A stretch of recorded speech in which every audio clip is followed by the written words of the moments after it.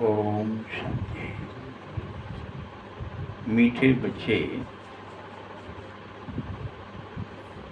बाप आया है तुम पुराने भक्तों को भक्ति का फल देने। क्या देने आए हैं? भक्ति का फल देने आए हैं।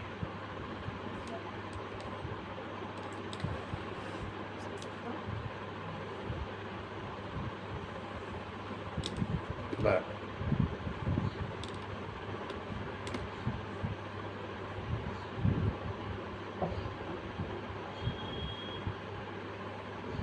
भक्ति का फल क्या है?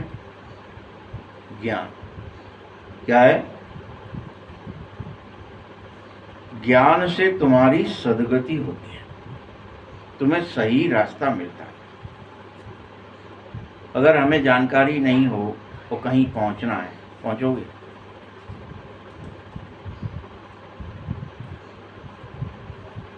वैसे ज्ञान क्या करता है? हमें सद्गति देता है। प्रश्न है, कई बच्चे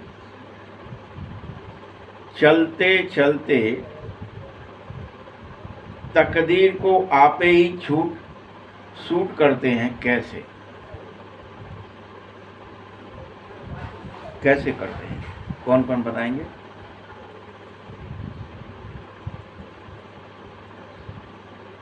उत्तर है, अगर तुम मेरा बनकर, बाबा का बनकर सेवा ही नहीं करोगे, अपने पर खुद पर रहम नहीं करोगे और दूसरों पर रहम नहीं करोगे, तो वह अपनी तकदीर को खुद ही सूट कर देते हैं, मतलब मार देते हैं।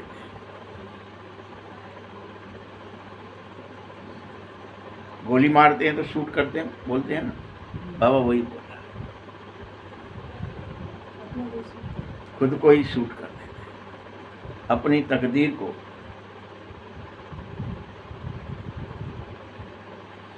अर्थात पद भ्रष्ट हो जाते हैं। जो सद्गति मिली थी, जो रास्ता मिला था, उस पद से भ्रष्ट हो गए। जो ज्ञान मिला था उससे भ्रष्ट हो गए।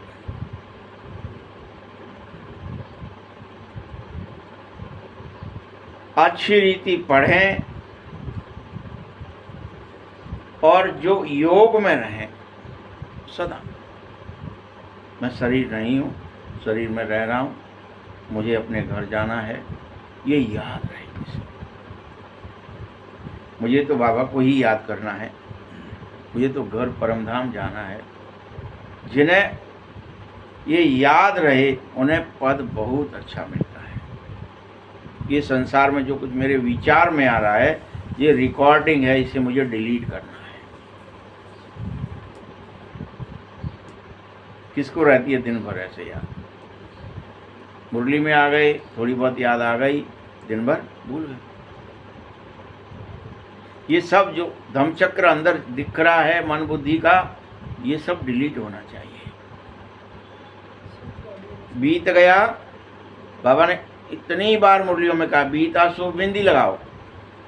अब बिंदी लगती नहीं अपन से। वो धम्मचक्र चल रहा है, बैठे हैं तो चल रहा है, खड़े हैं तो चल रहा है, सो रहे हैं तो चल रहा है, सपनों के रूप में चल रहा है, वो बंद ही नहीं हो रहा। इसीलिए पद भ्रष्ट हो जाते हैं। सर्विसेबल बच्चों को तो हर हालत में सेवा का बहुत शौक रहना ही चाहिए।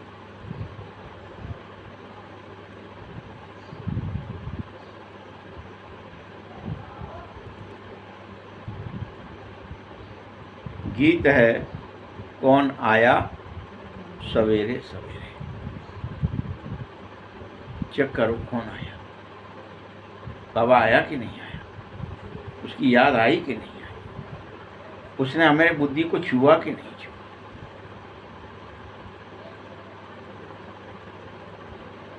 रूहानी बच्चे यह बात जरूर समझते हैं कि हम आत्मा हैं, शरीर नहीं। जो रूहानी बच्चे, तुम वही बनो, ये जरूर समझते हैं रूहानी बच्चे।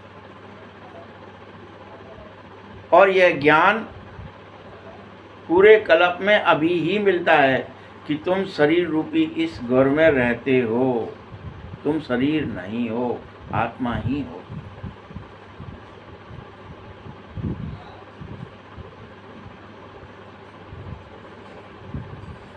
किससे मिलता है ये ज्ञान?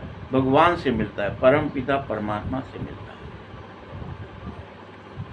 बाबा कहते, जब मैं आया हूं तो तुम अपने को जरूर आत्मा निश्चय कर लो। तुम सब जरूर निश्चय कर लो। आत्मा ही शरीर में प्रवेश करती है और एक शरीर छोड़ दूसरा लेती है, दूसरा छोड़ फिर तीसरा लेती है। यह आत्मा ही करती है।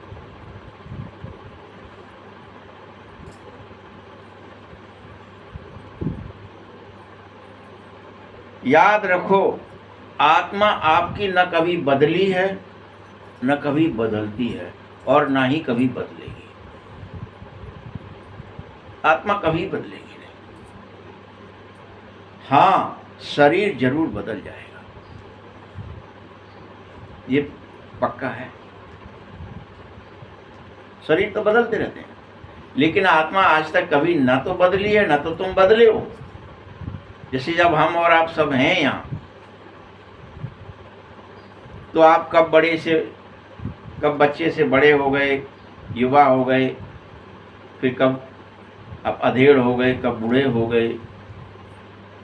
आपको क्या लगता है? मैं तो वही हूँ, मैं तो वैसा ही हूँ। अब फील करो ना, आपको क्या फील होता है? अच्छा बता, आपको कुछ बदल रहा है? दूसरे कहते हैं यार आप अब तो बूढ़े दिखने लगे। आप तो दूसरे लोग कहने लगते, पहले कोई आपको बेटा कहेगा, लाला कहेगा, बच्चा कहेगा, फिर कोई कहने लगेगा भाई, फिर और बड़े हो जाओगे तो चाचा चाची कहने लगेंगे, बूढ़े हो जाओगे तो बाबा दादी, उस तरह के शब्द यूज होंगे। आप सोचेंगे ये क्या हुआ, ये मुझे बाबा क्यों कह रहे हैं? पहले तो पहली बार कोई कहेगा तो अचंभा भी लगेगा, क्योंकि शरीर बदल रहा है, आप नहीं बदले। और आपको तो फील ही नहीं हुआ कि मैं बदल गया हूं।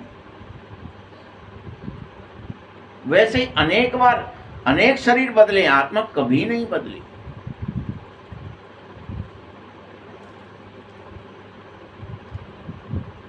आत्मा अविनाशी है, बदल तो सकती ही नहीं। तो तुम सब बच्चे स्वयं को आत्मा क्यों नहीं समझना चाहते हो? अपने उस अविनाशी स्वरूप को क्यों याद नहीं रखना चाहते हो?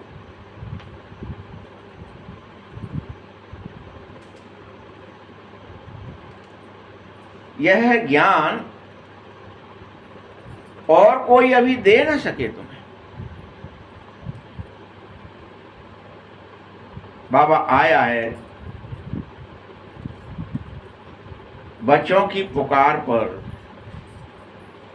यह भी किसी को पता ही नहीं है कि वो बच्चों की पुकार पर आया।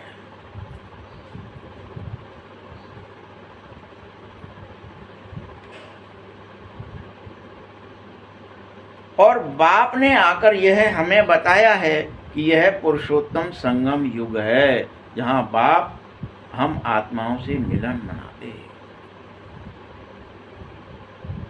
इसे संगम युग कहते, पुरुषोत्तम संगम युग कहते।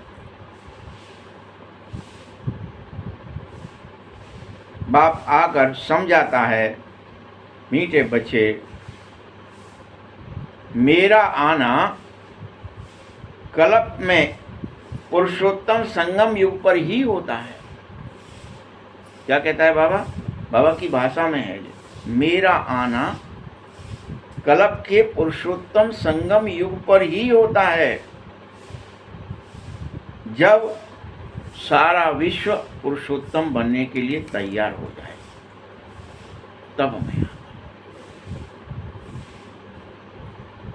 तुम्हें लगने लगे अब तो घर चलना चाहिए, कोई को लगने लगे कि बहुत हो गया, चेंज लगने लगे।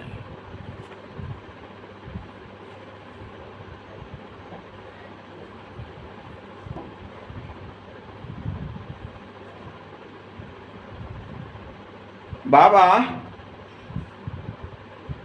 इस समय सारे विश्व को पुरुषोत्तम बनाने के लिए कहता है, सब बनो, जितने सुन रहे हो, जितने समझ रहे हो, जितने मेरे संपर्क में आते हैं, सबसे कहता है पुरुषोत्तम बनो।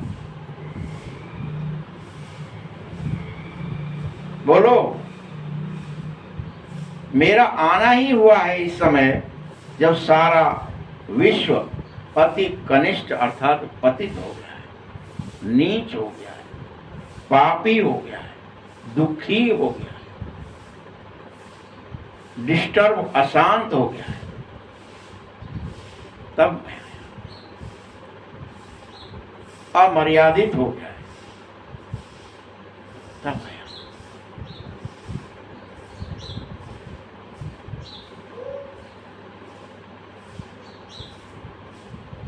मैं तुम्हें वहां ले जाने आया हूं जो अमरपुरी है, जो देवलोक है, ये है मृत्यु लोक। मृत्यु लोक में मनुष्यों के अंदर आसुरीय गुण आ जाते हैं, असुर हो जाते हैं, सुर में नहीं रहते, न सुर है न ताल, सब आसुरी अवगुणों से भर गए हैं। दुख देना, ईर्ष्या करना, कपट करना, छल करना, दंभ करना, पाखंड करना, इनसे भर गए।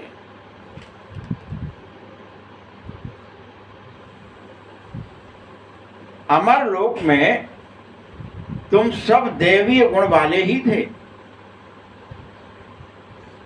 बल मनुष्य ही होते हो और कुछ नहीं होते, लेकिन कहलाते देवता। न कोई दैत्य होते हो न कोई देव होते हो, कभी भी होते हमेशा मनुष्य हो, लेकिन अमर लोक में देव कहलाते हो और इस लोक में मृत्यु लोक में तुम दैत्य कहलाते हो, परंतु दैत्य कोई अपने को कहता नहीं है। वहां तो तुम्हारे नाम के आगे संबोधन भी होता है देव और देवी, यहाँ कोई संबोधन नहीं करता दैत्य और कुछ भी। करते हैं क्या? असुर या दैत्य या दानव नहीं करते।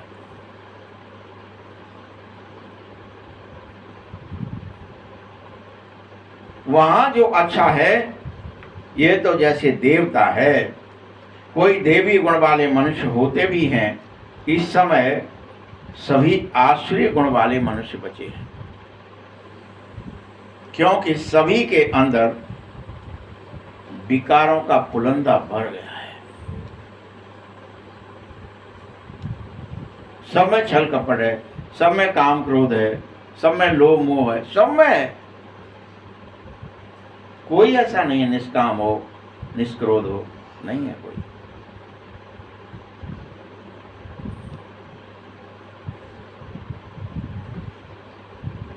पांच विकार में फंसे हुए हो, तब बाप आया है और इस दुख से आकर लिबरेट कर रहा है। तुम चिल्ला रहे हो छुड़ाओ छुड़ाओ, मरे।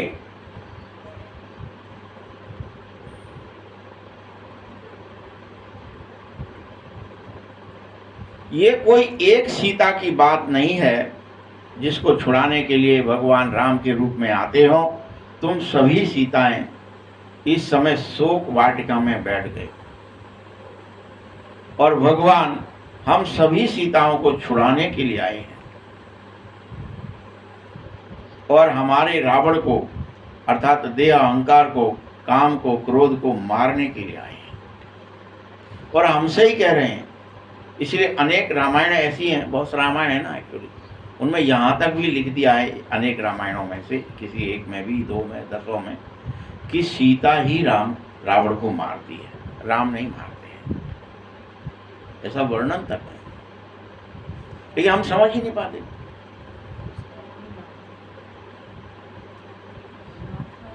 कि मारना किसको है? सीता ही मारती है। हम आत्मा ही अपने देह अहंकार को मारेंगे, हम अपने समस्त विकारों को मारेंगे, फिर आत्मा अहंकार में वापस आ जाएंगे। भगवान तो हमको डायरेक्शन देगा।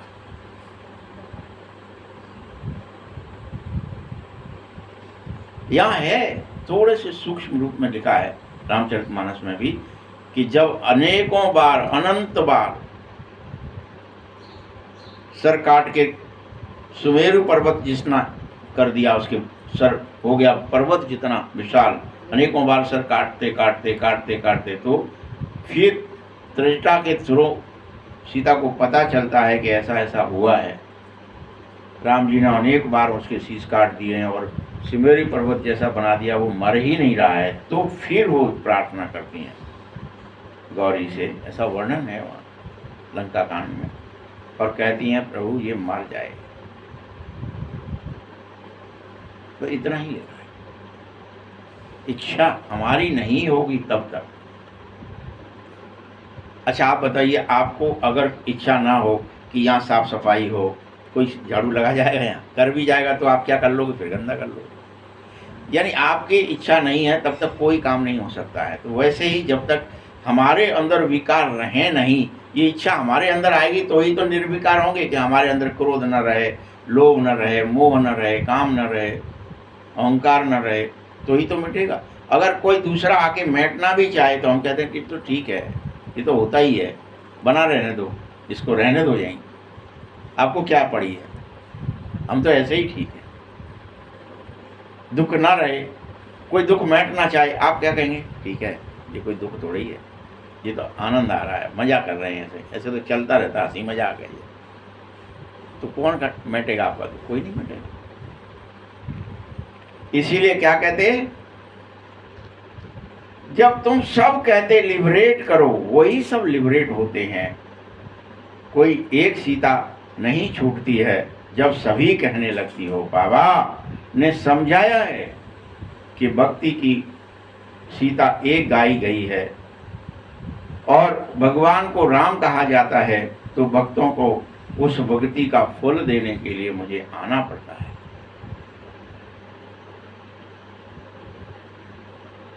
यह बेहद के रावण राज्य में सारी दुनिया पूरी तरह फंस पड़ी है, दुखी हो गई है।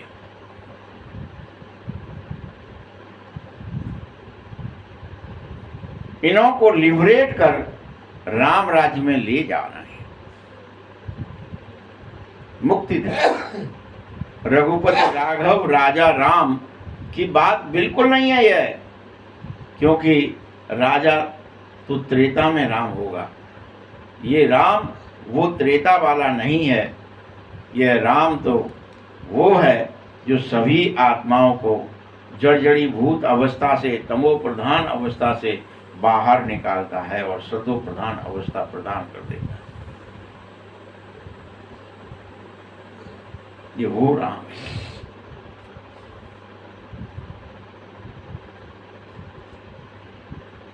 तुम्हारे सीढ़ी उतरते उतरते तुम पूरी तरह नीचे ही आ गए हो, सब बचे। तुम पूज्य थे सो पुजारी बन गए हो, ये हालत हो गई है।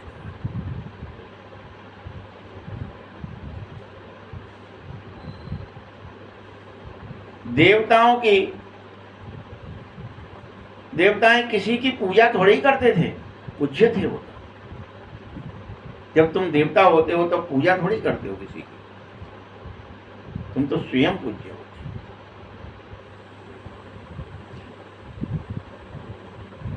वह तो है ही पूज्य। फिर जब वह देवता से या क्षत्रिय से वैश्य और शूद्र बन जाते हैं,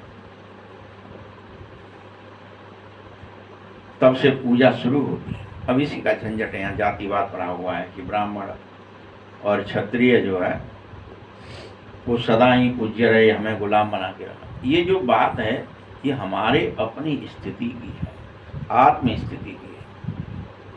जब हम आत्माएं सतयुग और त्रेता में होते हैं, देवता और क्षत्रिय होते हैं, तब हम पूज्य होते हैं, किसी के गुलाम नहीं होते। और जब हम द्वापर युग से क्या ही हो जाते हैं, पतित हो जाते हैं, तो हम ही पूज्य की जगह पुजारी बन करके सबको पूजने लगते हैं। कहीं मंदिर बनाकर कोई और क्रिया करके बड़ी गड़बड़ होने लगती। तो ये हमारा आत्मा की स्थिति है जो द्वापर के बाद पूज्य से पुजारी की हो जाती है, द्वापर से पुजारी बन जाती है। तुम सब जो देवताएं थे वही वाम मार्ग में चले जाते, उल्टा रास्ता अपना लेते। जो पूज्य थे वो उल्टे रास्ते पर चले गए, पुजारी के रास्ते पर, वाम मार्ग में चले गए, विकार के रास्ते पर चले गए। यह सब हर कल्प होता है। पुजारी देवताओं के चित्रों के आगे नमन करने लगते हो, इस समय कोई एक भी तुम में पूज्य नहीं बचा है। सब पुजारी हो गए, सब पतित हो गए हो, सब दुखी हो गए हो,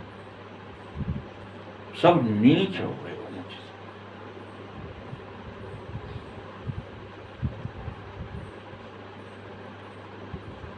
ऊंचे से ऊंचा भगवान है, फिर है सतयुगी देवताएं जो पूज्य होते हैं। इस समय तो सब पुजारी हो, इसीलिए तुम क्या करते हैं, पहले पहले शिव की पूजा करते हो जो अव्यभिचारी पूजा कही जाएगी, फिर बाद में वह सतो प्रधान से फिर सतो में आते तो देवताओं की पूजा तुम शुरू करते हो। वो जो भक्ति है वो भी सतो प्रधान होती है पहले, फिर सतो रह जाती है, और फिर वही भक्ति देवताओं की पूजा के बाद जब मनुष्यों की, पशु पक्षी आदि की शरीरों की पूजा करने लगते तो ये तमो प्रधान हो जाती है। नदी की भी, नाले की भी, पेड़ की भी, पशु की भी, पक्षी की भी, सबकी पूजा होने लगती, भगवान को भूल जाते, तो ये तमो प्रधान पूजा कहलाती है, भक्ति कहलाती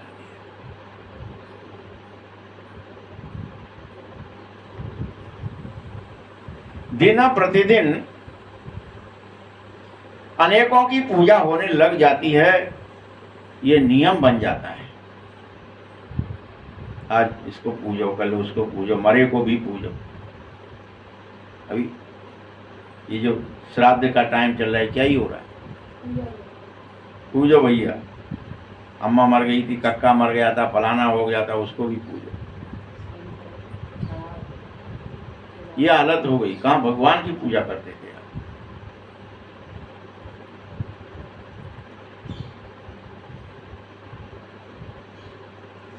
आजकल धार्मिक कॉन्फ्रेंस भी बहुत हो रही हैं।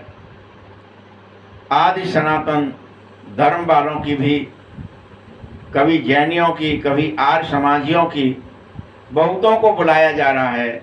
हर एक अपने धर्म को ऊंचा समझ बैठे हो, यूं ही देह के धर्म में फंसे हुए हो, और उन देहों के धर्मों को ऊंचा समझ करके एक दूसरे से लड़ रहे हैं।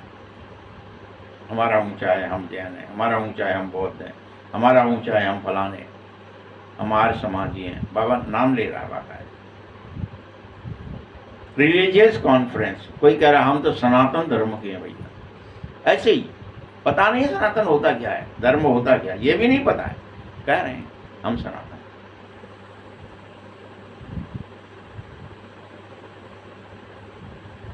और बहुतों को बुलाते, हर एक धर्म में कोई न कोई विशेष गुण होने के कारण वह अपने को बड़ा मान बैठे हैं, समझ रहे हैं।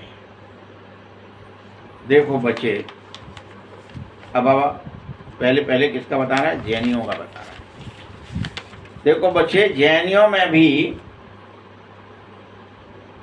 किस्म किस्म के हो गए।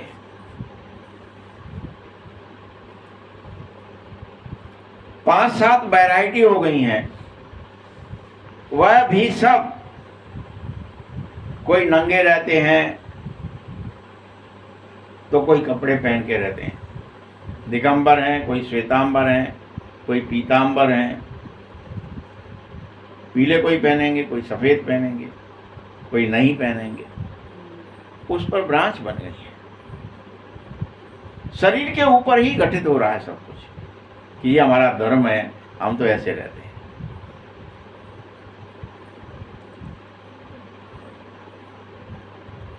क्योंकि वह नहीं जानते कि नंगे बनने का अर्थ क्या है। नहीं जानते। नंगे बनने का अर्थ है अशरीरी बनना, इस देह को उतार देना जीते जी। और अनेकों बादशाह, जब चाहो देह को उतारा, जब चाहो देह में आ गए, जब चाहो उतारा, जब चाहो। ये प्रैक्टिस थी, वो कहते थे नंगे। लो मैं इस शरीर रूपी वस्त्र से नंगा हो गया, अलग हो गया, अशरीर हो गया। तो हमने यार शरीर को ही नंगा कर लिया और कह दिया भाई साहब हमारा धर्म बड़ा ऊंचा है, हम नंगे रह सकते हैं। शरीर की कोई बात बाबा ने कभी की ही नहीं किसी से भी, और किसी भी धर्म में। ये धर्म भी ऐसे ही बन गए। धर्म से इस शरीर का कोई लेना देना ही नहीं है, नंगे होने का या नहीं होने के। नंगे होकर के करेंगे तो सही भजन होगा, बिना नंगे होके करेंगे नंगे ही रहेंगे, नंगे ही बैठेंगे, नंगे ही खाएंगे, नंगे ही सोएंगे, क्या ही हो गया उसको। बच्चा पैदा होता है तो क्या बहुत बड़ा धार्मिक हो जाता है? वो तो नंगा ही पैदा हुआ, उसको कुछ ज्ञान भी होता है। माँ पहना देगी तो पहन लेगा, नहीं पहनाएगी नहीं पहनेगा। सब देह पर अटक जाते हैं, अर्थ नहीं समझना चाहते कि नंगे का अर्थ क्या है। नंगे आए हैं, नंगे जाएंगे। तो यहां पर मरघट में ले गए तो उसके ऊपर से कपड़े उतार दिए और जला दिया। समझ गया? हम तो हिंदू हैं, सनातनी हैं, हमारे यहाँ तो नंगे आया जाता है, नंगे ही जाए। अरे भाई क्या मतलब है? कौन जाएगा नंगा? कौन आया था नंगा? ये तो जब जाने का टाइम होता है, शरीरी होने का टाइम होता है, तब की बात थी। आपने यहाँ पर क्या ही कर दिया, शरीर के लिए वो क्रिया करके छोड़ दी। खुद नहीं करना पड़े, कुछ पुरुषार्थ न करना पड़े डिटैच होने का, देह अभिमान को खत्म करने का, आत्माभिमान में बैठने का, ब्रकुट सिंहासन पर बैठकर देह दुनिया को भूलने का। ये करेंगे तो दिक्कत हो जाएगी। इससे अच्छा है चलो वो मरघट में जाए कोई, उसके कपड़े उतार दो। लो नंगा आया था, नंगा ही भेजा है हमने।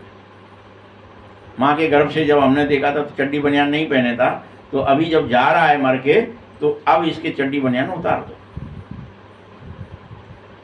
ये कर दिया। बाबा स्पष्ट कह रहे हैं, भगवानो वाच क्या है? अशरीरी आए थे, फिर अशरीरी बनकर चलो।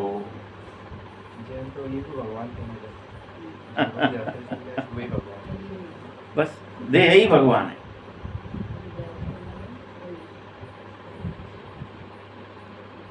ये सब फिर कपड़े उतार करके नंगे बनाते हैं। भगवानो वाच के अर्थ को समझना ही नहीं चाहते कि भगवानो वाच क्या है। अशरीरी आए थे, अशरीरी जाओ। ये है नंगे आए थे, नंगे जाओ। दूसरों ने उसका भाव लिख दिया। भगवान वाच नहीं था कि नंगे आओ, नंगे जाओ। अशरीरी बाबा तो कभी कोई चीज छुपाते नहीं है ना कि मैं कह क्या रहा। बाबा कहता है तुम आत्माएं ये शरीर रूपी वस्त्र धारण करके पाठ बजाते हो, फिर जब वापस घर आओगे तो इस शरीर रूपी वस्त्र को पहले से उतारो, इसके बाहन को उतारो और घर चले आओ।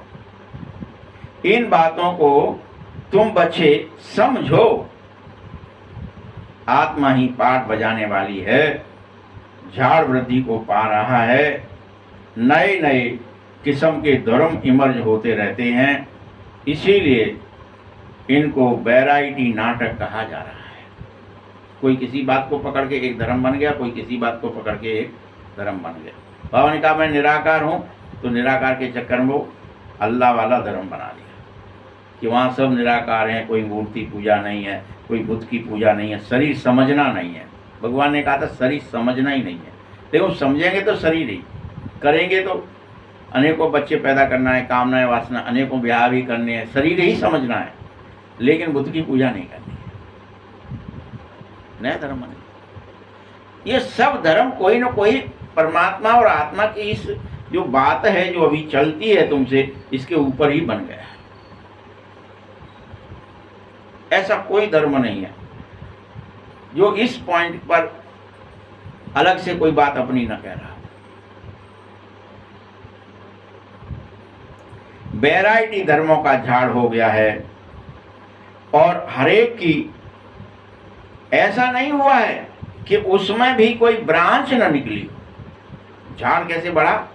पहले तो एक उसमें से गोदा निकला कि हम इस बात को, निराकार वाली बात को ऐसे कहेंगे, नंगे वाली बात को ऐसे पकड़ेंगे, या किसी बात को कैसे पकड़ेंगे।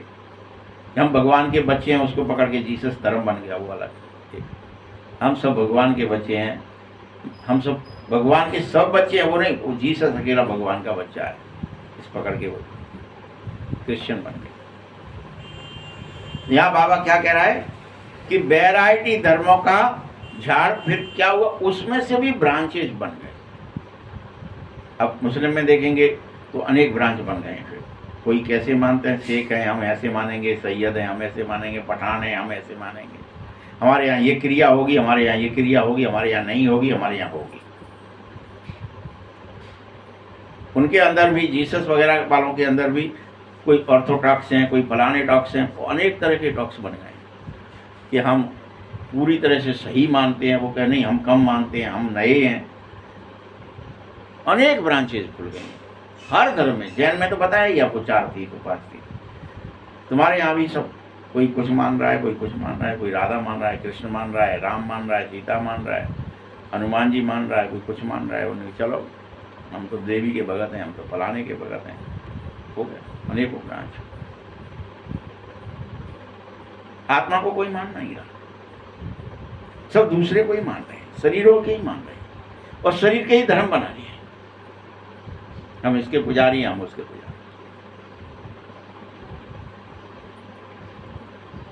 बाबा कहते ये सब ब्रांचेज आदि भी जैसे मोहम्मद के बाद आए, तो पहले इस्लाम आया मोहम्मद की, फिर मुसलमानों की संख्या बढ़ी, फिर अफ्रीका में देखो कितने साहूकार हैं जो सोने हीरों की खदानें रखते हैं, जहाँ बहुत धन देखते हैं तो उस पर चढ़ाई कर देते हैं, तो फिर ऐसे मारकाट वाला धर्म बन गया। धन देखा, दौलत देखी, हीरे जवाहरात देखे, चमक देखी, लाइट देखी, सुंदरता देखी, लूट लो, मार दो, काट लो, इकट्ठा हो जाओ।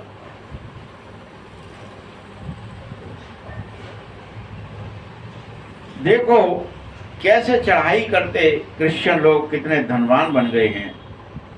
भारत में भी धन है परंतु सब गुप्त है। सोना आदि भले ही कितना ही पकड़ते हैं। अभी देखो दिगंबर जैन सभा वाले कॉन्फ्रेंस आदि कर रहे हैं, क्योंकि हर एक अपने को बड़ा समझने के चक्कर में फंस गया है और युद्ध में तैयारी हो रही है। हम बड़े हैं, हम उन पर बम पटक देंगे, हम बुद्धिमान हैं, हम ये हैं, हम उनको छोड़ेंगे नहीं। हम उनकी वजह से दुखी हो गए हैं, उनको निपटाएंगे तो हम जितने रहेंगे वो सुखी हो जाएंगे।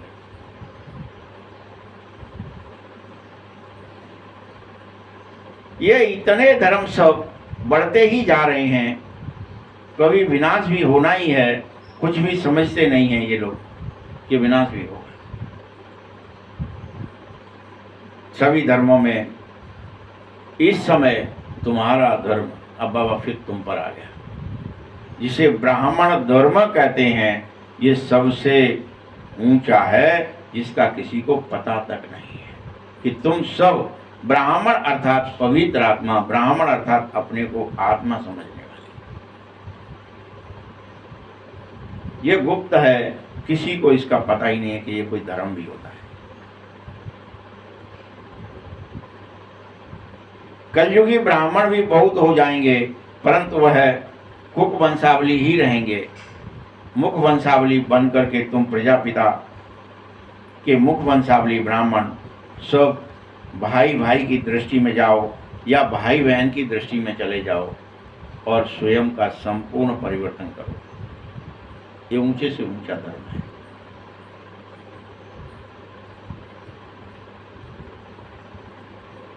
वह भल अपने को ब्रह्मा की औलाद कहेंगे तो भाई बहन की दृष्टि तो उनमें रहती ही नहीं है, ठहर न सके।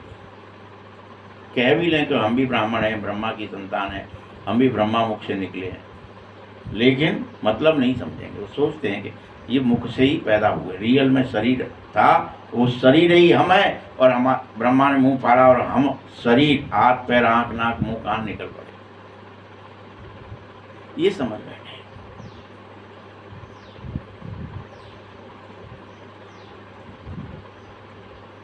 फिर शादी आदि करते, विकारों में जाते। मीठे बच्चों, वह सिर्फ नाम के ब्राह्मण ठहरे, नाम रख लिया ब्राह्मण,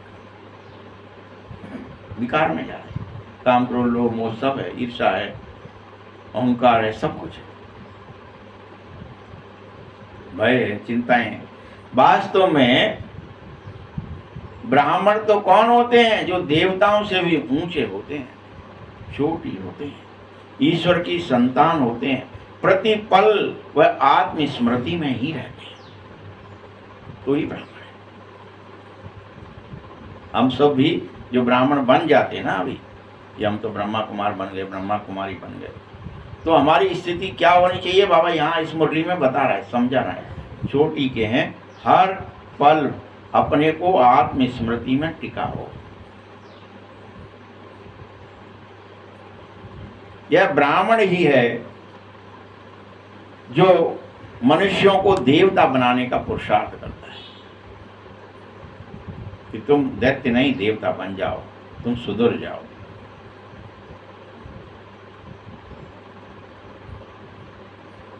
पढ़ाने वाला है परमपिता परमात्मा, स्वयं ज्ञान के सागर हैं। यह किसी को पता तक नहीं है। बाबा के पास आकर ब्राह्मण बनकर अनेक ऐसे भी हैं जो फिर भी शूद्र बन जाते हैं, पढ़ते हैं, ज्ञान मुरली सुनते हैं, बाबा की बात समझते हैं, अनेकों वर्ष तक ज्ञान में चलते हैं और फिर शूद्र बन जाते, फिर चले जाते काम क्रोध लोभ मोह। वही ठीक है, ये हमसे नहीं हो पा रहा, हम सुध नहीं पा रहे, हम देव दुनिया को भूल नहीं पा रहे, रिश्ते नातों से हमारा मन भरा नहीं है, वही ठीक है, हम तो उन्हीं के संग रहेंगे। हमें आत्मस्मृति में रहना नहीं है। देह स्मृति हमारे लिए सरल है, आत्मस्मृति उससे भी सरल है, क्योंकि हम तो वो हैं ही, रियल हैं, और वो तो हम डुप्लीकेट डायलॉग बोल रहे थे, ये तुम हमारे चाचा हो, काका हो, मामा हो, फूफा हो, ये तुम मास्टर हो, वकील हो, ये सब तो हम नकली बोल रहे। पूछते हैं हम ये कौन है, क्या बोलना है इसको, ये तो आत्मा है, ये तो सबको ओरिजिनल है, असली है।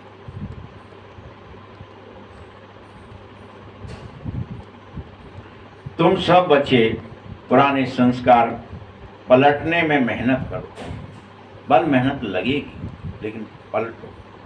ये संस्कार बन गए देव होने के, रिश्तेदार होने के, सब मेहनत पलट दो और अपने को आत्मा निश्चय कर शिव बाबा से वर्षा ले लो।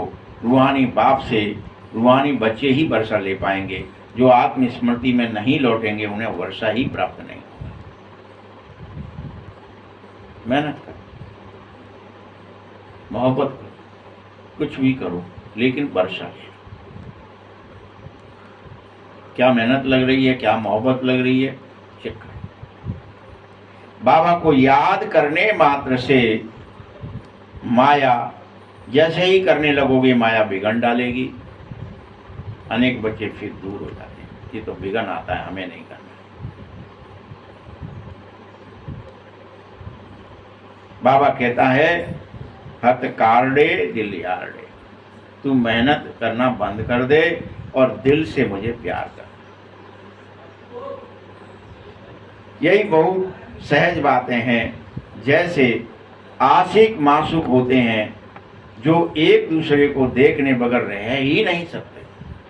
आशिक मासूक यहाँ पर मनुष्य तो अभी बचे नहीं है ज़्यादा, पशु पक्षियों में दिखते हैं, चकोर दिखते हैं, कहीं कोई दिखते हैं, या हंस दिखते हैं। एक हंस या हंसनी में से कोई खत्म हो जाए तो बेचारा दूसरा भी प्राण त्याग के साथ, तो उसको बोलते हैं आशिक और मासूक, जो एक दूसरे को देखे बगैर ही नहीं रह सकते। ऐसे बाबा मासूक है, तुम सब उसके आशिक बन जाओ। मुझे देखे बगैर न रहो, मैं भी तुम्हें देखे बगैर नहीं रहता। आशिक सब बच्चे बन जाते और मासूक एक बाप है। बाप को याद करो, सबको एक साथ मुझे याद करना है। एक बाप जो कभी भी किसी पर भी आशिक नहीं हुआ है, क्योंकि उनसे ऊंचा कोई है ही नहीं। बाकी बच्चों की महिमा करी जाती है। तुम भक्ति मार्ग से लेकर के मुझ मासूक को सब याद करते रहे, लेकिन अब सब आशिक हो जाओ। बुलाते रहे आकर प्रभु हमारे दुखों को हरण करो, हमें दुखों से लिबरेट करो और हमें पवित्र बनाओ। यही कहते रहे आप, पुकारते भी रहे। तुम सब हो ब्राइड्स और मैं ही हूँ एकमात्र ब्राइड ग्रूम। तुम सब आसुरी जेल में हो, फंसे हुए हो, मैं आकर तुम्हें उस जेल से छुड़ा रहा हूं। यहाँ मेहनत तो बहुत है बच्चे। जो क्रिमिनल आईज हैं, कैसी हैं क्रिमिनल आईज, वह क्रिमिनल आई धोखा जरूर देती हैं। सिविल आईज बनने में मेहनत तो लगती ही है। देवताओं के कितने अच्छे चरित्र होते हैं। अभी सब देवता बनने वाला तुम बच्चों को अवश्य होना चाहिए। अपने चरित्र को जरूर सुधारना चाहिए। हमने तो देवताओं के चरित्रों को भी गड़बड़ लिख दिया है भले, लेकिन बाबा तो कह रहा है देवताओं के चरित्र सबसे अच्छे होते हैं। पवित्र चरित्र वाले को देवता का, वहाँ दैत्य होता ही नहीं कोई। जो युद्ध हो या कुछ हो, परिस्थिति हो, कोई श्रापित हो, कोई श्राप नहीं होता। कोई विकृति दृष्टि से, देह की दृष्टि से कोई देख ही नहीं सकता। आत्म दृष्टि से सब देखते हैं। शरीर नंगा हो, उगारा हो, शरीर की कोई दृष्टि जाती ही नहीं है, कोई फर्क ही नहीं पड़ता। आप पशुओं को देखते हो, पक्षियों को देखते हो, कभी ये देखते हो क्या कि वो ये नंगे घूम रहे हैं? आपको लगता है क्या वो नंगे हैं? आपको लगता नहीं, ये तो ऐसे ही है। वैसे ही मनुष्य जिस देव स्थिति में स्थित रहता है, वहां जानता है ये शरीर रूपी वस्त्र पहने हुए है और ये आत्मा इसमें बैठी है। अब बता, कोई कार, कोई स्कूटर भी जो स्टूल आपने बनाया है, कोई हवाई जहाज, कोई रेल, कोई ढक के चल रही है कि कपड़े से अपने आप को? नहीं ना। तो जैसी है वैसी दिख रही है। वैसे ही स्थूल शरीर है ये, वो एक गाड़ी है, एक रथ है। अब उसमें क्या नंगा है, क्या स्थिति है शरीर की, जिसके लिए हम परेशान हो रहे हैं। ये हमारी विकृति है जो हमें शरीर को भी ढक करके रखना है। शरीर खुल गया तो फिर उसकी कहानियां बना देते हैं कि वो फलाने ने देख लिया, फिर उसको श्राप दे दिया, वो गधा बन गया, कि वो फलाने के साथ गया। ये हमारी दैहिक मानसिकता है जो हमें विकृति दे रही है। बड़ा भारी घोर विकृति में चले गए हम, इसलिए स्वयं को देह मान रहे हैं और देह समझकर ढके घूम रहे हैं। यही हम विदेही, और हम यह देह रूपी वस्त्र पहन रखा था, वही देह रूपी वस्त्र सब पहने संसार, जीव जंतु, कीड़े मकोड़े, पशु पक्षी, सब। आप उनको सबको देख रहे हो, कोई नहीं कपड़े पहनता है अलग से ऊपर से आपके अलावा, क्योंकि आपकी मानसिकता विकृत है।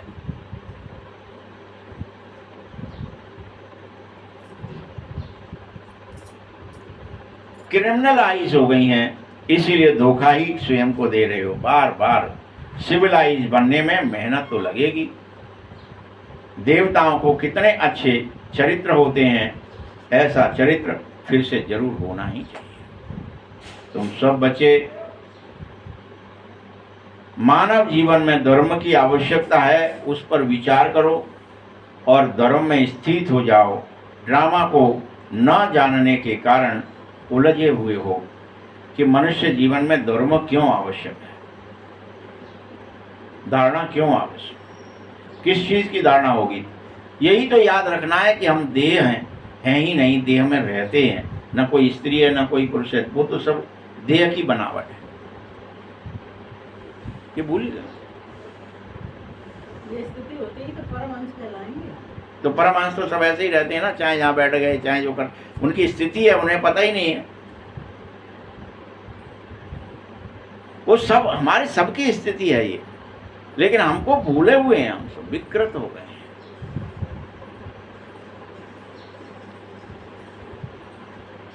क्रिश्चियन अथवा बौद्ध आदि भी यह थोड़े ही मालूम है कि क्राइस्ट बुद्ध आदि सब कब आए, तो वो झट अपने उस धर्म पिता को बता देते हैं, हमारा इतने दिन पहले क्राइस्ट आया था, उसने सूली पर चढ़ा था हमारे लिए, हमारे पापों से हमें मुक्त करने के लिए। ये बुद्ध आए, उन्होंने अपना तीसरा नेत्र खोला था, हमें भी बुद्ध बनाने के लिए कुछ चेष्टा करी थी, फिर दूसरा कोई बुद्ध बना ही नहीं। लेकिन तब तो सभी बुद्ध थे ना, और तुम सब बुद्ध ही होते हो। कोई ऐसा थोड़ी होता अलग से कोई बुद्ध बनाया जाए। जिसे तीसरा नेत्र खुल गया वो सब बुद्ध है। बुद्धि है कि हाँ शरीर अलग है, आत्मा अलग है, बस। तुम सब झट यह हिसाब किताब निकालो तो समझना चाहिए, धर्म को तो आवश्यकता ही है। पहले पहले कौन धर्म होता है, फिर कौन धर्म आता है, यह सब भी पूरा समझने समझाने में टाइम वेस्ट होगा। योग लगाओ, योग बगैर ताकत नहीं आएगी। अपन अगर उसी में लग जाएं, कौन कौन से धर्म में, फिर इतिहास लिखने में लग जाएं, क्या ही होगा उससे, हमारा टाइम वेस्ट हो जाएगा। हम कब पुरुषार्थ करें। मीठे बच्चे, तुम सब अपने धर्म में, स्वधर्म में स्थित हो जाओ और जौहर भरो योग की ताकत से।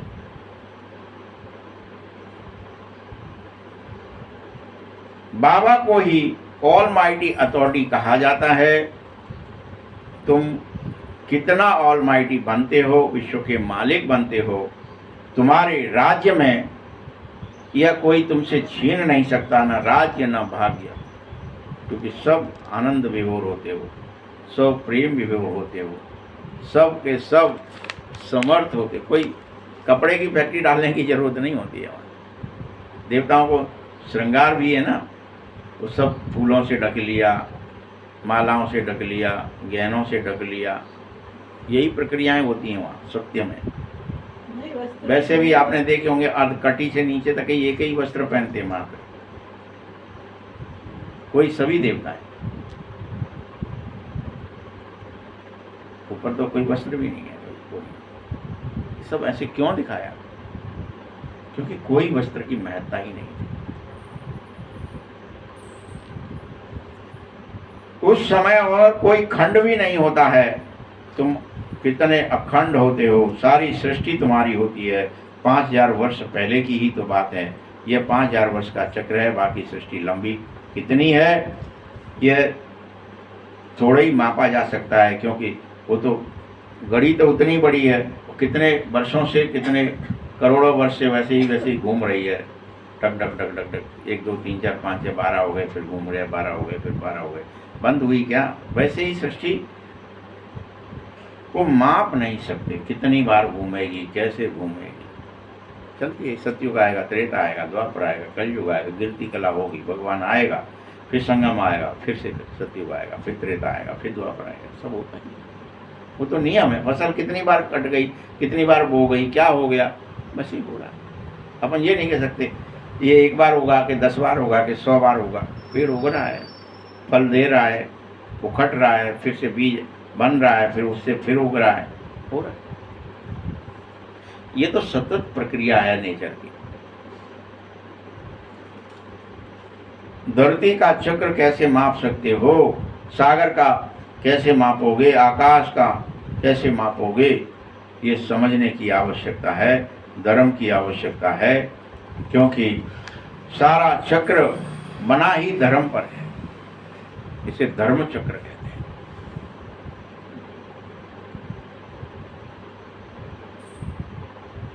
वैरायटी धर्मों का झाड़ बन गया है। यह इस समय अंधों के आगे आईना। तुम सभी सेवा पर निकल जाओ, आहिस्ते आहिस्ते तुम्हारी वृद्धि होगी। तूफान लगने से बहुत पत्ते गिर जाएंगे। धर्मों के तूफान लगने की बात नहीं होती है, उसको तो ऊपर में आना ही है। यहाँ तुम्हारी स्थापना बड़ी वंडरफुल तरीके से हो रही है। पहले पहले वाले आते हैं तो उनको वो भगत होते हैं, कोई पहले आता है तो फिर उसको भगवान उस भगति का फल उसे देता है। कोई भी आ जाए, वो देना ही पड़ता है। अपने घर तो जाना ही है। बुलाते भी हो ना, हम आत्माओं को घर ले चलो प्रभु, और तो कुछ नहीं कहते। यह किसी को पता ही नहीं है कि शिव बाबा स्वर्ग में नहीं जाता है। वह तो तुम्हें स्वर्ग का राज्य और भाग्य यहीं अभी दे देगा। बाबा नहीं जाएगा उसको पसंद नहीं है।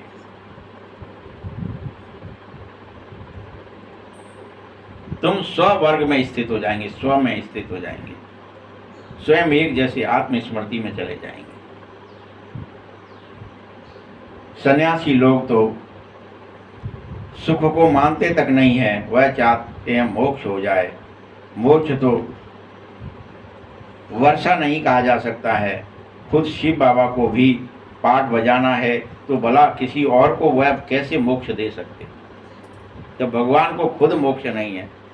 शिव बाबा खुद मोक्ष में नहीं जाता है, वो भी अपने समय पर एक्यूरेट टाइम पर फिर से 5000 वर्ष बाद अपना पाठ बजाने आ गया है।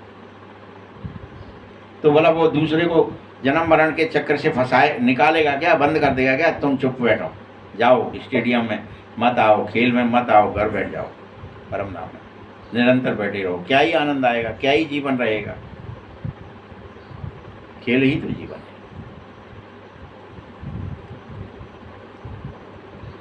तुम सब ब्रह्मा कुमार कुमारियां अपने धर्म को और सबके धर्म को जानो।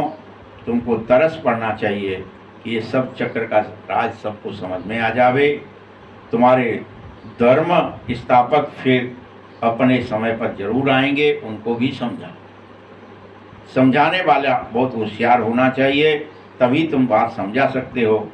और सच्ची गीता बाप सुना रहा है, इसे तुम सुना सकते हो। भगवान निराकार है और वही आकर के गीता ज्ञान देता है। आत्मा निराकार गॉड फादर को बुला रही है और तुम सब आत्माएं अब पतित से पावन बनने का पुरुषार्थ करो। वहाँ तुम आत्मा ही रहोगे परम धाम में। तुमको परमात्मा थोड़ी कहा जाएगा। परमात्मा एक ही है, ऊंचे से ऊंचा है, जिसका नाम भगवान या शिव है। वह सभी आत्माओं का बाप है। तुम सब उसके बच्चे ही हो। सर्व का सदगति दाता एक ही है। फिर तुम सब देवता बन जाओगे और ये सब बातें भी भूल जाओगे। इसमें नंबरवार होते हो। नंबर 1 श्री कृष्ण बनता है, क्योंकि आत्मा और शरीर दोनों उसके पवित्र होते हैं। सबसे पहले तुम संगम युगी हो। इस समय तुम्हारा जीवन भी अमूल्य है। देवताओं का और ब्राह्मणों का अमूल्य जीवन होता है। तुम सब परम पवित्र स्थिति में स्थित रहना सीखो, आत्मस्मृति में जाना सीखो, ब्राह्मण बनना, अमूल्य जीवन जीना सीखो। बाबा के बन जाओ। मैं भगवान का हूँ, ईश्वर का हूँ, परमात्मा का हूँ, तभी तो हूँ मैं ब्राह्मण, ईश्वरीय संतान। बाबा तुमको अपना बच्चा बना रहा है, तुम्हारे पर कितनी फिर मेहनत कर, मेरा बनोगे तो मैं तुम्हें मेहनत करूँगा, तुम्हें पालूंगा, पोसूंगा, बड़ा करूँगा, शिक्षित करूँगा, ज्ञान दूंगा, गुण दूंगा, शक्तियाँ दूंगा। देवताएं थोड़े ही इतनी मेहनत करेंगे वह पढ़ाने के लिए बच्चों को। देवताएं तो अपने देवलोक में भी अपने हिसाब से पाठशालाएं बनाते हैं, तुमको वह देवता ही पढ़ाएंगे। यहाँ तो बाप खुद पढ़ा रहा है। ये सौभाग्य देवताओं को भी प्राप्त नहीं है। जब तुम देवता बन जाओगे फिर भगवान नहीं पढ़ाएगा, फिर देवता ही देवताओं को पढ़ाएंगे। बाबा इस समय बाप, टीचर, गुरु तीनों रूप में तुम्हें पालना भी कर रहा है, शिक्षा भी दे रहा है और सद्गति भी। कितना उसका रिगार्ड रखना चाहिए तुम्हें, तो भी तुम भूल जाते हो। ऐसे बाप को रिगार्ड भी नहीं देते। सर्वसेवल बच्चों को बहुत सेवा का शौक होना चाहिए। बहुत थोड़े हैं तुम में से जो अच्छे होशियार हैं और सेवा में लग गए निरंतर।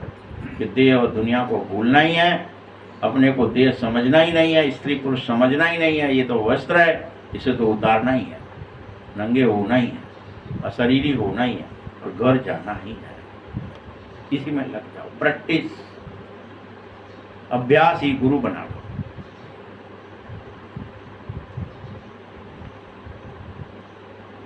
यह लड़ाई का मैदान भी है। किससे लड़ाई है तुम्हारी? तुमसे ही है। तुम्हारे देहाभिमान की लड़ाई आत्माभिमान से। तुम आत्माभिमान की कोशिश करेंगे, जड़ देहाभिमान आएगा। तो लड़ो इस युद्ध को। ये लड़ाई का मैदान है बच्चे। इस मैदान में जाने के लिए बाबा तुम्हें रोज युक्ति सिखाता है। जाओ जाओ जाओ, फिर हार गए, फिर पटक लिए देह ने, देह स्मृति में चले गए, माया ने गिरा लिए, कोई बात नहीं, चलो फिर से करो। वो सुग्रीव और बाली की लड़ाई नहीं है, ये हमारी ही लड़ाई है। भगवान पीछे से देख रहा है क्या ही हो रहा है। ये हम ही लड़ रहे हैं। दिखाया वो बिल्कुल एक जैसे ही दिखते हैं, कद काठी एक जैसी, एक जैसे वस्त्र, एक जैसा पहनावा, एक जैसा फलाना। तो आत्माभिमान देहाभिमान में कोई ज्यादा आपको फर्क नहीं पड़ता कि अब कब देहाभिमान में घुस गए। भगवान कैसे बचाए? ये युद्ध चल रहा है।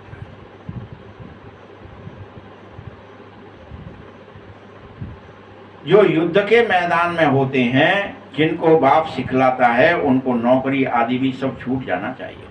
बाबा खुद ही छुड़ा देता है। उसे कहता तू तो युद्ध कर बस। योद्धा कुछ करते क्या? वो तो योद्धा ही युद्ध ही करते हैं ना, और कुछ नौकरी है क्या उनकी अलग से? उनका एक ही काम है, तुम्हें रोटी भी बनी मिलेगी, सब, तुम तो युद्ध करो। मिलिट्री में भी क्या ही होता है, वहाँ रोटी बनाने वाले अलग हैं, सप्लाई करने वाले अलग हैं। तुम तो योद्धा हो ना, तुम तो युद्ध करो। यहाँ भी बाबा वही कह रहा है, मैं सब कुछ छुड़ा दूंगा तुम्हारा, तुम बस तैयार तो हो जाओ युद्ध के लिए। उनका सब छूटता चला जाएगा। उनों के पास लिस्ट रहेगी, फिर मिलिट्री को कोई रिफ्यूज कर न सके कि हम मैदान पर नहीं जाएंगे। जब मिलिट्री बन गए तो फिर तुम रिफ्यूज नहीं कर सकते कि नहीं हम तो मिलिट्री में यूं ही भर्ती हो गए थे, युद्ध में नहीं जाएंगे, हम तो घर जा रहे हैं। कोई रिफ्यूज कर न सके। तो सोच समझ के आओ इस मिलिट्री में। ये रूहानी मिलिट्री है। यहाँ तुम ज्ञान में आ गए हो, योग में आ गए हो, तो तुम्हें निरंतर योगी बन के रहना पड़ेगा। रिफ्यूज नहीं कर सकते, मुझसे नहीं होता ये काम, मैं तो कुछ और कर लूँगा।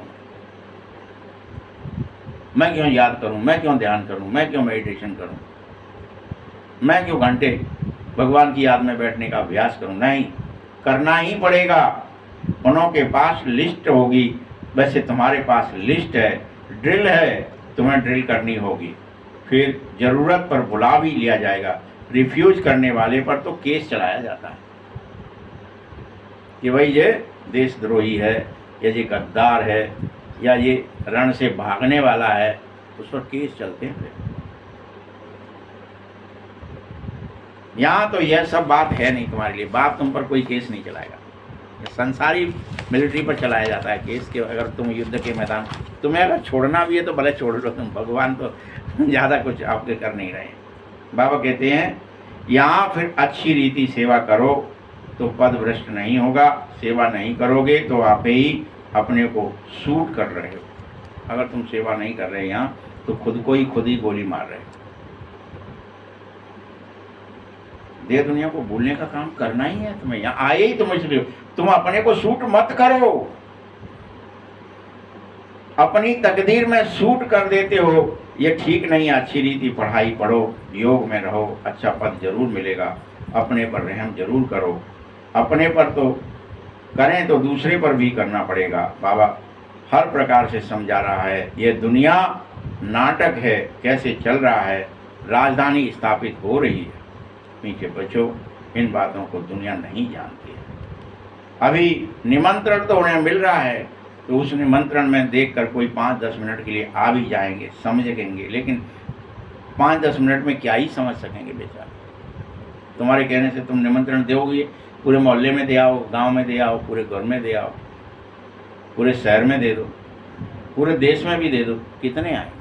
5-10 मिनट चलो निमंत्रण भेजा है, तो एक दिन आ भी जाएं कोई, किसी दिन शिवरात्रि वाले दिन कभी, कितनी भीड़ हो जाती है, लेकिन फिर क्या होता है, भाग जाते हैं। फिर दोबारा निरंतर मुरली सुनने आते हैं क्या? नहीं आते। तो क्योंकि उन पर असर ही नहीं पड़ता है, ड्रामा को बिल्कुल जानते नहीं है। पॉइंट अच्छी तरह से जानना चाहिए। बाबा क्रिएटर है और तुम्हें डायरेक्शन दे रहा है, श्रीमत पर चलो, फिर एक्ट भी करो। ज्ञान सुना रहा हूँ, यह भी ऊंची स्थिति बनाने के लिए है। तुम ऊंचे से ऊंची एक्टिंग करो। तुम्हारी एक्ट बहुत ऊंची है। ड्रामा में क्रिएटर, डायरेक्टर और मुख्य एक्टर तो बाबा ही है ना, तो उसकी बात तो तुम्हें माननी ही पड़ेगी। अच्छा, मीठे मीठे सकीलते बच्चों प्रति माता पिता बाप दादा का याद प्यार और गुड मॉर्निंग। रूहानी बाप की, रूहानी बच्चों को नमस्ते। रूहानी बच्चों की भी बाप दादा को बहुत बहुत याद प्यार और नमस्ते। धारणा के लिए मुख्य सार है, इस अमूल्य जीवन में पढ़ाने वाले टीचर का बहुत बहुत रिगार्ड। भगवान का रिगार्ड तुम्हें ऐसा होना चाहिए कि बाबा तो हमें दुखों से, विकारों से, बीमारियों से, जाने कितने प्रकार की चीज़ों से निकालने आया है। तो रिगार्ड रखो, पढ़ाई में होशियार बनकर सेवा में लग जाओ, स्वयं के ऊपर खुद ही रहम करना सीख लो। ये काम बहुत ज़रूरी है, जो भगवान रोज़ कहता है, कई बार मुरलियों में कहता है, तो स्पष्ट कह रहा है, खुद पर रहम कर, खुद पर रहम कर, बेरहमी मत कर, खुद को मत मार, खुद को मत काट, खुद को मत सता। विचारों से, भावनाओं से, कर्मों से सताए जा रहा है, सताए जा रहा है। मैं क्या खा लूँ, गोली कर लूँ, खा लूँ। खुद को सताने के लिए तो लगता है लोग, जब ज़्यादा टेंशन में आ जाते, गोली खा लें तो बढ़िया है, आग लगा लें तो बढ़िया है, कहीं कूद के मर जाएं तो बढ़िया है। कितना सताते हो। ऐसे ही हर बात आप सताते हो, हर समय किसी न किसी रूप में। याद नहीं कर रहे, दुखी हो रहे तो सता रहे हो, अशांत हो रहे तो सता रहे हो। दूसरा पॉइंट है, अपने आप को सुधारने के लिए सिविलाइज्ड बनो, क्रिमिनल मत बनो, सिविलाइज्ड। अपने चरित्र जरूर सुधारो। मैं देवता बनूं, मैं ब्राह्मण बनूं, मैं शिव बाबा की सबसे अच्छी संतान बनूं, मैं कृष्ण बनूं। सुधारो। मनुष्यों को देवता बनाने की भी सेवा करो, फिर औरों को बनाओ। मनुष्य न रहे, सब देव बन जाए, देवियां बन जाए। वरदान है रूहानी ड्रिल के अभ्यास द्वारा। एक ही अभ्यास करना, रूहानी ड्रिल में आत्मा हूँ, मैं देह में, देह से भिन्न हूँ, मैं स्त्री पुरुष नहीं हूँ, मैं शरीर नहीं। रूहानी ड्रिल के अभ्यास द्वारा फाइनल पेपर में पास होने वाले सदा शक्तिशाली भव। फाइनल पेपर में वही पास होंगे जो रूहानी ड्रिल में होंगे। वो पेपर आएगा ही देह का। देह में आग लगे, चाहे देह में पीड़ा हो, चाहे देह में कोई भी तरीके की बीमारी हो, ऑक्सीजन न मिले, तड़प हो, तुम्हें तो विदेही बनना है, तो इसलिए वो पेपर जो आए उससे पहले पास हो जाओ। जो मरना है ना, शरीर को छूटना, वह तुम्हारी स्थिति अगर शक्तिशाली होगी तो तुम्हें शरीर छोड़ना, ये ले, ये छोड़ दिया, कट, मुझे जा रहा है, हम अलग हैं, शरीर अलग है। काय का बुढ़ापा, काय की पलाना, काय का क्या, कट, काय की बीमारी क्या होती है, ये रखा है, ये उतारना ही है ना शरीर, लो उतार दे, खत्म। वो शक्तिशाली, फाइन पेपर में पास होने वाले शक्तिशाली बन जाओ, शक्तिशाली भव। वर्तमान समय शरीर, प्रमाण शरीर के सभी बीमारियों का इलाज जैसे एक्सरसाइज सिखाया जा रहा है। अभी विज्ञान, ये लोग डॉक्टर फलाने ने कहा एक्सरसाइज करो, जिम जाओ, दौड़ो, क्या सिखा रहे हैं? एक्सरसाइज करोगे तो स्वस्थ रहोगे। ऐसे ही बाबा भी तुम आत्मा को सदा शक्तिशाली बनाने के लिए एक ही काम सिखाता है, बच्चे देह से बाहर निकलने की एक्सरसाइज का अभ्यास करो। देह से बाहर निकल, सूक्ष्म लोक जा, ब्रह्मापुरी, विष्णुपुरी, शंकरपुरी, फिर शिव परमधाम जा, फिर लौट के आ। ये ड्रिल सीख, एक्सरसाइज कर, दौड़, अपने चित्त को, अपनी मनोवृत्ति को दौड़ा, फिर वापस आ, फिर सूक्ष्म लोक में आ, फिर मूल लोक में वापस इस धराधाम पे आ जाओ, फिर शरीर में प्रवेश कर जाओ। ये सीख ले, एक्सरसाइज कर, अभ्यास कर। चारों ओर कितना हलचल का वातावरण क्यों न हो, फिर भी तुझे आवाजों की दुनिया में रहते हुए भी आवाज से परे जाने का अभ्यास हो। कभी भी ये नहीं बब्बड़ हो रहा है, मैं कैसे जाऊं, ये तो बब्बड़ कर रहे हैं, मैं तो जा ही नहीं पा रहा हूं। जैसे नींद में चले जाते हो, कितना ही बब्बड़ है, किसी को नींद लगी हो तो वो तो सो ही जाता है, कराटे मारता है। वैसे ही तुम कितना ही कोई बब्बड़ कर रहा है, तुम्हें जब चाहो तब देह से बाहर निकलो और जब चाहो वापस देह में आओ। अभ्यास करो, मन को जहां जितना समय स्थित कर सकते हो उतना समय करना सीखो। इतना तुम्हारे मन पर तुम्हारा कंट्रोल हो जाए, तब शक्तिशाली बनकर के फाइन पेपर में पास अवश्य हो सकोगे। स्लोगन है, अपने विकारी स्वभाव और संस्कार। किसको? अपने विकारी स्वभाव और संस्कार और कर्म को भगवान को दे दो, समर्पित कर दो। बाबा ये लो, ये अब हम नहीं करेंगे, यही समर्पित होना है। देखो आज बाबा ने फिर से एक नई समर्पण की परिभाषा बता दी कि अपने विकारी स्वभाव, संस्कार और कर्म, तीनों चीज, स्वभाव, संस्कार, कर्म को समर्पण कर देना ही समर्पित होना है। ओम शांति।